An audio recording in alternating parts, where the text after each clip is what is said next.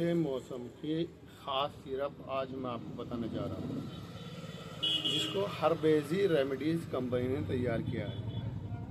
बहुत ही अच्छा, बहुत ही बढ़िया रेस्पॉन्स आता है। मैं बता रहा हूँ, आप नोट कर लें किस किस बीमारी में काम आता है। जैसे आपको नज़ला हो जाता है, ज़ुकाम होता है, खांसी होती है, गले में खराश हो गई है, फेफड़ों की कमज़ोरी है, फेफड़ों पे सूजन हो गई है, सांस की नली पे सूजन हो गई है, आपको मुंह से भर भर कर बलगम आता है, मेरे बताए अनुसार हर्बेजी कंपनी का रेविन सिरप, हर्बेजी कंपनी का रेविन सिरप लें, इंशाल्लाह बहुत अच्छा रेस्पॉन्स आता है।